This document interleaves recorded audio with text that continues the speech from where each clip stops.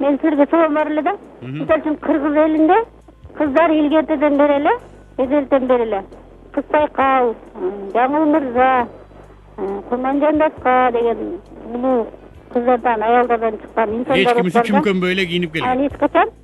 Алло. Угуп атам. Алар эч качан чүмкөн алып жүргөн эмес. Ат жалында эркектерден кем калышпай ойногон. Курал жаракты колдоно билген. Сиз да Кыз Сайкалга окшоп найзага түшө аласызбы манас менен? Эгер башка түшсө байтал жорго дегендей биздин Кыргыздын кыздары андайга сөзсүз барат. Рахмат, мен сурооңузду түшүндүм. Бул биздин таң калам да. Тоба кылдым дей турган заман болуп атат. Мага ушу байланышка чыккан карындаштарыбыз эми 18-20 тегерегинде кыздар кантип кийинүүнү сурайт. Ал эми 40тан өтүп калган эжекелерибиз эмнеге сиздер биздин кыздарды кийинтирип атасыңар деп кыйналат да. Бул кызыктай бир муун болуп калган окшойт.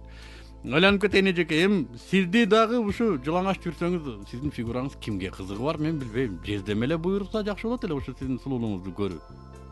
Биринчиден, экинчиден эми чүмкөнүү деген эмне? Сиз каяктан угуп алгансыз билбейм. Курманжан Датканы жана колуңузга 50 сом түшүп калса көрүңүзчү сүрөтүн. Алда чачын кырк болгон бекен. Же мини юбкада бекен. Карабайсыздарбы? Жаңыл Мырза деп койду, Сайкал деп. Бул Советтер Союзунун бизге буларды герой кылып, аялдарды күйөөлөрдүн үстүнө үстөмдүк кылуу үчүн кайрадан жазылып чыккан эпостор булар. Чындыгында Сайкал деген каргыш тийген аял. Мындай алып караганда. Эрин өлтүрүп тынды. Жаңыл Мырза кандай болду?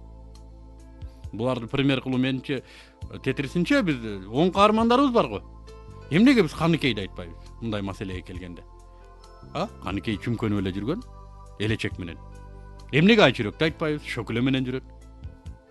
Эмнеге биз ушуга келгенде эле миллиардтан бир чыккан бир эрин өлтүргөн Сайкалды айтып калышыбыз керек?